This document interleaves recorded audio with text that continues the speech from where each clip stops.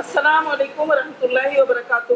Class 9 اور 10 کے طلباء و طالبات، آج آپ کا اسلامیات کا دوسرا لیسن میں پڑھانے اور سمجھانے کے لیے تیار ہوں. سورۃ الانفال ہم پڑھ رہے تھے اور اس کا پہلا لیسن آیات نمبر 1 سے لے کر 10 تک ہم نے پڑھ لی تھی. اس کا ہوم ورک بھی آپ کو جا چکا ہے، ویڈیوز میں آپ نے دیکھ لیا ہوگا، امید ہے انشاءاللہ. آگے آیات نمبر ہیں 11 سے 19، 11 سے 19 آیات ہیں سورۃ الانفال کی. تو پہلے آیات میں آپ نے دیکھا تھا کہ اللہ تعالیٰ نے ایک تنازع ہو گیا تھا مومنین کے درمیان غزوہ بدر میں مال غنیمت کے معاملے پر. تو اللہ تعالیٰ نے پہلی ہی آیت اس کے متعلق ارشاد فرمائی تھی کہ مال غنیمت کے متعلق پوچھ رہے ہیں تو اے نبی آپ ان سے کہہ دیجئے کہ وہ اللہ اور رسول کا ہے، لہذا آپس میں صلح کر لیں اور اللہ اور رسول کی مکمل اطاعت کریں. اور پھر مومنوں کی خصوصیات بتائی تھی، 5 خصوصیات بتائی تھی کہ جب اللہ کا ذکر ہوتا ہے تو وہ ڈرتے ہیں، اور جب اللہ کی آیات ان کے سامنے تلاوت کی جاتی ہیں تو کیا ہوتا ہے، ان کا ایمان اور بڑھ جاتا ہے اور وہ اپنے رب پر بھروسہ کرتے ہیں.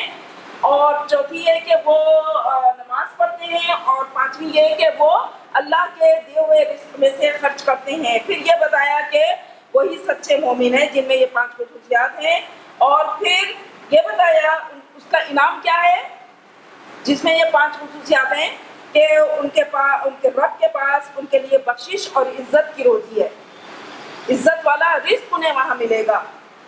ٹھیک ہے، تو یہ آیات تھی. اور اس کے بعد 2 گروہوں کا ذکر کیا گیا ہے.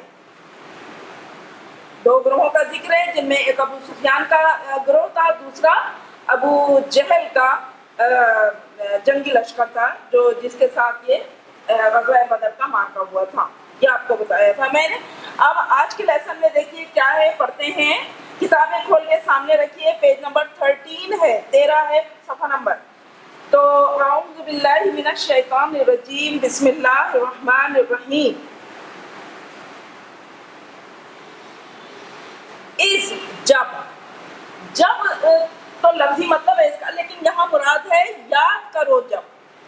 یعنی اللہ تعالیٰ ایک ایک کر اپنے مسلمانوں کے اپنے احسانات مسلمانوں پر جو تھے غزوہ بدر کے حوالے سے وہ یاد دلا رہے ہیں کہ یاد کرو جب یغشیکم النعاس، تم پر غشی طاری کر دی نیند کی، اونگ طاری کر دی، امانتم منہ، اللہ نے اپنی جانب سے، امانتن امن دینے کے لیے، سکون دینے کے لیے تم پر نیند کی غشی طاری کر دی.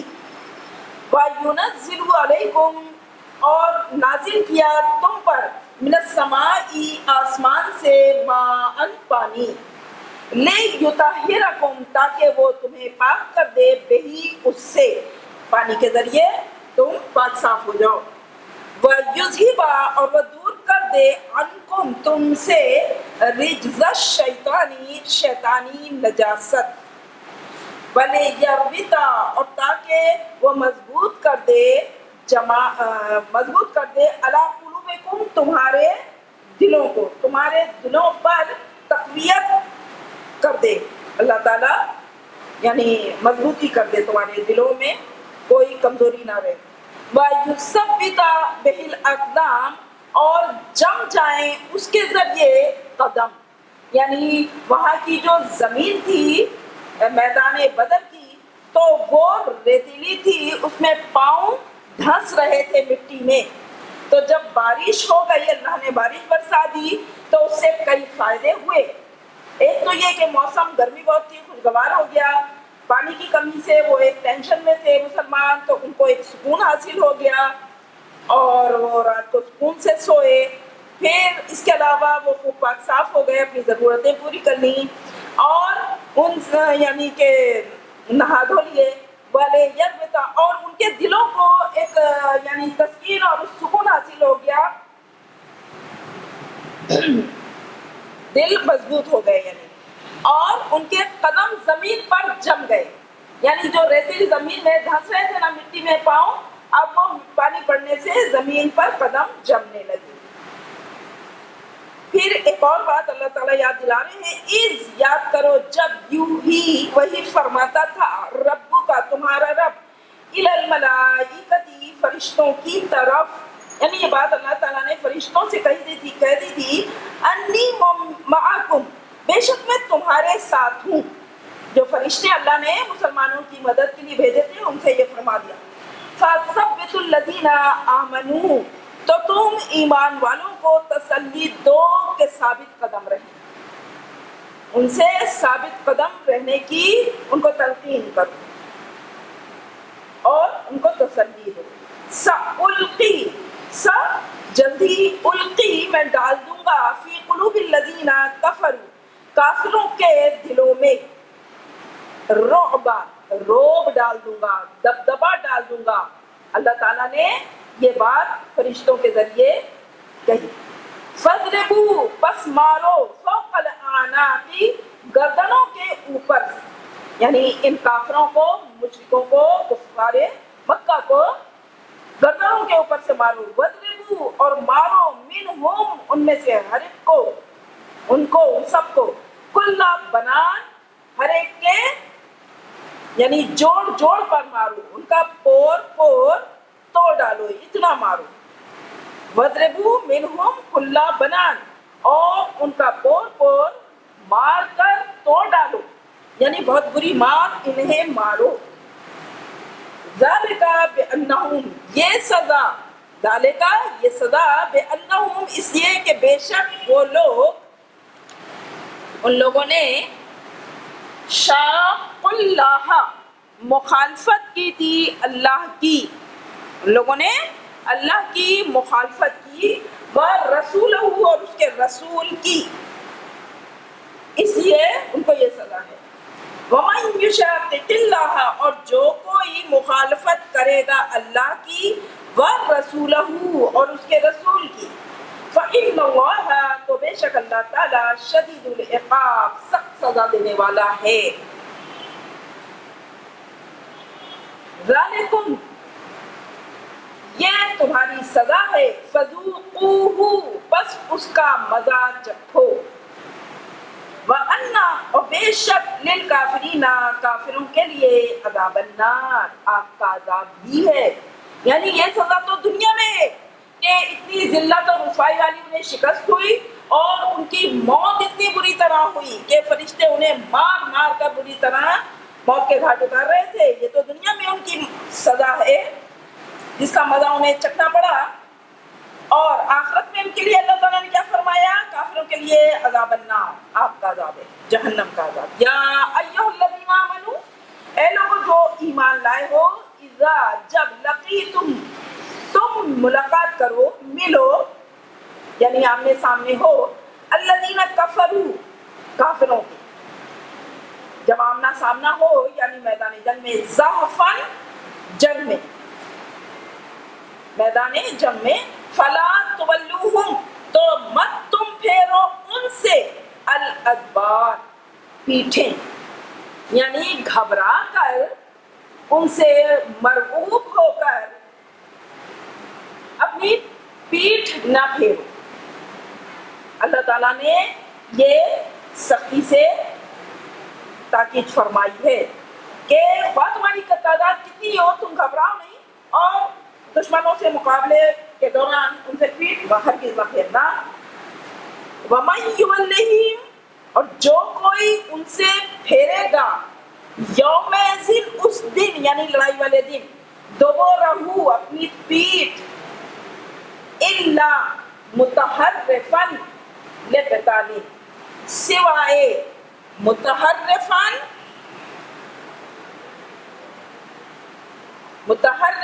لقتال، جنگی حکمت عملی کے، او متحیزاً، یا جا ملنے کے لیے، الی فئۃ، اپنی کسی جماعت سے، کسی گروہ سے جا کر ملنے کی اگر نیت ہے تو پیٹھ پھیر سکتے ہیں میدان جنگ میں، یا کوئی جنگی حکمت عملی ہے، کوئی چال ہے تو پیٹ پھیر سکتے ہیں، لیکن اللہ تعالیٰ نے فرمایا گھبرا کر، موت کے ڈر سے، ان کے روب اور دبدبے میں آ کر پیٹ پھیرنا جو ہے ہرگز نہیں ہے۔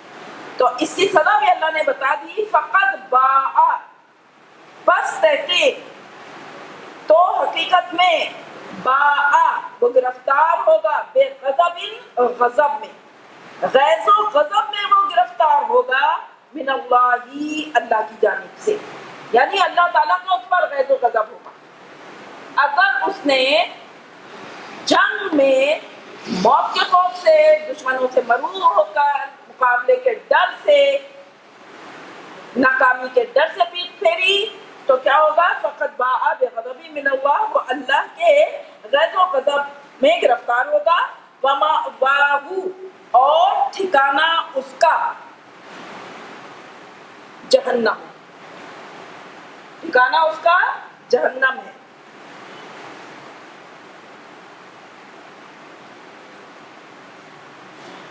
ٹھیک ہے، وبئس المصیر، اور کتنا برا ٹھکانہ ہے۔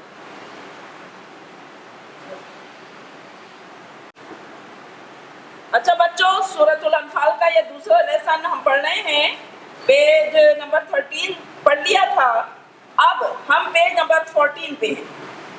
تو اس کی یہ دیکھیے نیچے سے تھرڈ لاسٹ لائن ہم پڑھ رہے تھے، فقط باء بغضب من اللہ، تو وہ گرفتار ہوگا اللہ کے غیظ و غضب میں، اللہ کی جانب سے غیظ و غضب کا وہ شکار ہو جائے گا جس نے پیٹ پھیری میدان جنگ میں، سوائے جنگی حکمت عملی یا اپنی کسی جماعت سے ملنے کے۔ ومأواہ جہنم، اور اس کا ٹھکانہ جہنم ہے، وبئس المصیر، اور کتنا برا ٹھکانہ ہے، کیسی بری رہنے کی جگہ ہے۔ فلم، پس ہرگز نہیں، تقتلوہم، تم نے قتل کیا ان کو۔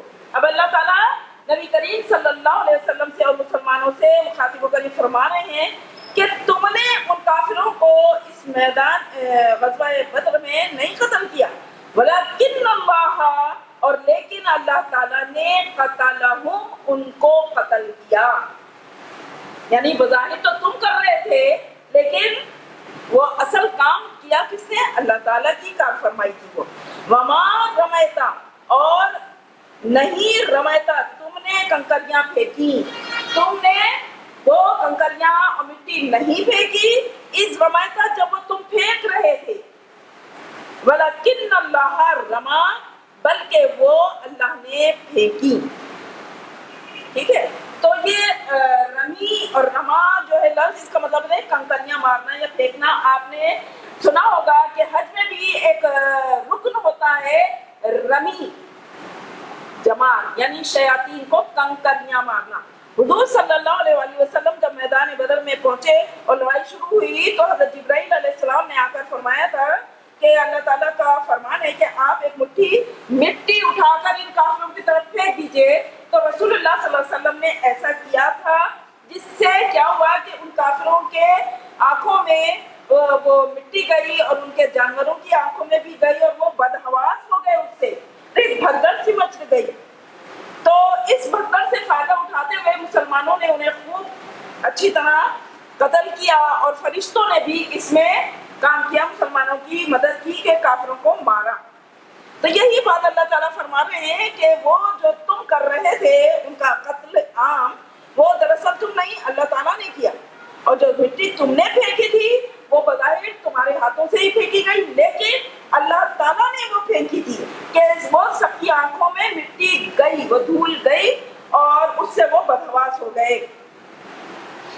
وَلِيُبْلِيَ الْمُؤْمِنِينَ، اور تاکہ آزمائش کرے مومنوں کی، منہ، اللہ اپنی جانب سے، بلاءً حسنہ، اچھی طرح۔ اللہ تعالیٰ نے وہ مٹی کیوں پھینکی، وہ کنکریاں کیوں پھینکی؟ تاکہ اس کے ذریعے مومنوں کی آزمائش ہو اچھی طرح سے، یعنی اس جنگ کو لڑنا بہت بڑی آزمائش تھی، جس میں کفار کی تعداد 1000 تھی اور ان کے پاس بڑی تیاریاں تھیں، اسلحہ تھا، ساز و سامان تھا، لیکن مسلمان بہت اس وقت غربت کے حال میں تھے۔ ان اللہ، بے شک اللہ تعالیٰ، سمیع علیم، خوب سننے والا اور جاننے والا ہے۔ سمیع مبالغے کا صیغہ ہے یہ، اس کا مطلب ہے خوب سننے والا، اور علیم اس کا مطلب ہے خوب جاننے والا۔ ذالکم، یہ تمہارے لیے یہ بات ہے، وَأَنَّ اللَّهَ، اور بے شک اللہ تعالیٰ، موہن، کمزور کرنے والا ہے، کید الکافرین، کافروں کی سازشوں کو، کافروں کی تدبیروں کو اللہ تعالیٰ موہن ہے، یعنی کمزور کرنے والا ہے۔ اب اللہ تعالیٰ آگے مخاطب ہو رہے ہیں کافروں سے، ان تستفتحوا، اگر تم فتح حاصل کرنا چاہتے ہو، فقد جاءکم الفتح، تو حقیقت میں فتح آ چکی ہے، یا یہ کہ تم جو ہے بھول جاؤ، فتح تو آ چکی، یعنی اللہ تعالیٰ کافروں سے کہہ رہے ہیں تمہارے پاس فتح نہیں آنے والی، فتح جس کو ملنی تھی وہ مل گئی۔ وَإِن تَنْتَهُوا، اور ہاں اگر تم باز آ جاؤ، وَإِن، اور اگر تَنْتَهُوا، تم باز آ جاؤ، فَهُوَ خَيْرٌ لَكُمْ، تو یہ تمہارے حق میں بہتر ہے، تمہارے لیے یہ بہتر ہے کہ اپنی ان حرکتوں سے، اللہ اور رسول کی مخالفت سے باز آ جاؤ۔ وَإِن تَعُودُوا، اور اگر تم دوبارہ کرو گے، یہ حرکتیں دوبارہ کرو گے، نعود، تو ہم بھی تمہیں دوبارہ ایسی ہی سزا دیں گے۔ نعود یعنی ہم بھی یہی دوبارہ کریں گے، اس کا اعادہ اگر تم کرو گے تو پھر ہم بھی ایسا ہی کریں گے۔ وَلَن تُغْنِيَ، اور ہرگز تمہارے کام نہیں آنے والی، انکم تمہارے، فئتکم تمہاری جماعت، شیئن کچھ بھی۔ کہہ رہے ہیں کہ اللہ تعالیٰ فرماتے ہیں تمہاری جماعت اتنی کثیر تھی، اتنی تیاری تھی، ساز و سامان تھا، اسلحہ تھا، سب تھا، لیکن وہ کتنی ہی زیادہ ہو وہ تمہارے کوئی کام آنے والی نہیں ہے۔ وَلَوْ كَثُرَتْ، اگرچہ کتنی ہی زیادہ ہو۔ وَلَن تُغْنِيَ، اور ہرگز کام نہیں آئے گی، انکم تمہارے، فئتکم تمہاری جماعت، شیئن کچھ بھی، وَلَوْ كَثُرَتْ، اگرچہ کتنی ہی زیادہ ہو۔ وَأَنَّ اللَّهَ مَعَ الْمُؤْمِنِينَ، اور بے شک اللہ تعالیٰ مومنین کے ساتھ ہے۔ تو اس لیے تمہاری وہ تعداد اور جمعیت کچھ کام تمہارے نہیں آئے گی، کیونکہ اللہ تعالیٰ تمہارے ساتھ نہیں بلکہ مومنوں کے ساتھ ہے۔ تو بچوں یہ لیسن دوسرا آج مکمل ہو گیا ہے، اور اس کے نیچے آپ ایکسرسائز میں اپنی کتابوں میں دیکھ لیجئے، یہ مختلف الفاظ ہیں، ان کے معنی ضرور یاد کرنے ہیں، یہ آ جاتے ہیں ایم سی کیوز میں، اور اس کے علاوہ آگے یہ جو ایکسرسائز ہے یہ میں آپ کو ہوم ورک میں کرنے کے لیے ویڈیو دیتی ہوں۔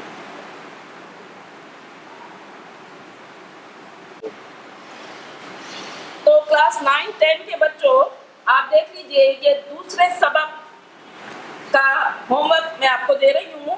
سورۃ الانفال آیات نمبر ہیں 11 سے 19، دوسرا سبق ہے یہ۔ تو اس میں سوال نمبر 1 ہے، اس سبق میں غزوہ بدر کے حوالے سے اللہ تعالیٰ نے کن انعامات کا ذکر فرمایا ہے؟ تو یہ جواب میں یہ نمبر وائز اللہ تعالیٰ کے احسانات یہاں پر یہ ہوئے ہیں، آپ یہ کریں گے۔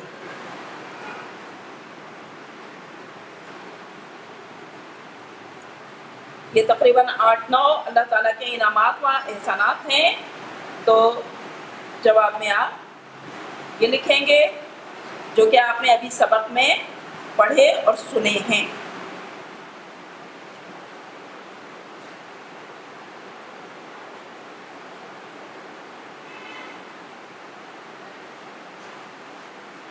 پھر سوال نمبر 2 دیکھ لیجئے، کفار کے ساتھ مقابلے کی صورت میں مسلمانوں کو کیا ہدایات دی گئیں؟ تو اللہ تعالیٰ نے، یہ پہلا معرکہ تھا مسلمانوں اور کفار کے درمیان، تو اس میں مسلمانوں کی اللہ تعالیٰ نے بہت سی باتوں میں یعنی تعلیم اور تربیت فرمائی ہے اور انہیں ہدایات دی ہیں۔ تو یہاں فرار کی ممانعت فرمائی ہے کہ میدان جنگ سے پیٹ پھیر کر جانا نہیں ہے۔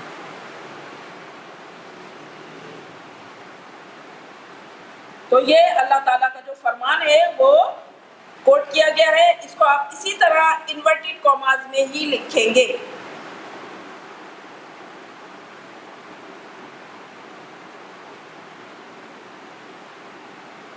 یہاں آپ پہلے سوال میں ہیڈنگ ڈال دیجیے گا اللہ تعالیٰ کے انعامات, اور دوسرے سوال کی ہیڈنگ میں جواب میں کیا ہے؟ فرار کی ممانعت.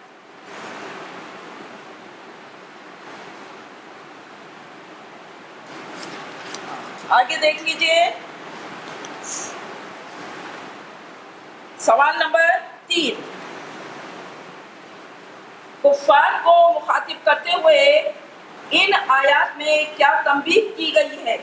اللہ تعالیٰ نے اس سیشن میں کفار کو مخاطب کرتے ہوئے جو تنبیہ فرمائی ہے وہ یہاں پر لکھی ہے. اس کو بھی چونکہ یہ اللہ تعالیٰ کا فرمان ہے کوٹیشن میں ہی لکھنا ہے, انورٹڈ کاماز میں.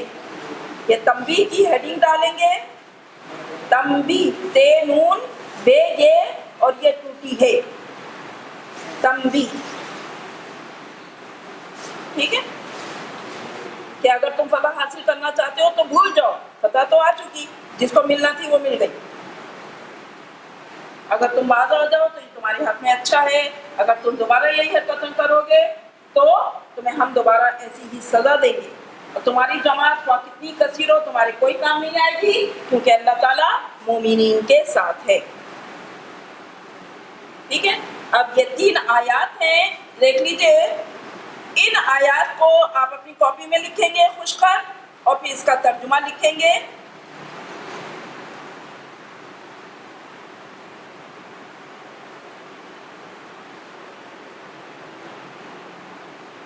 کتاب کا پڑھنا آپ کے لیے نہایت ضروری ہے, یہ میں آپ کو بتا دوں. کتاب ہر قیمت پر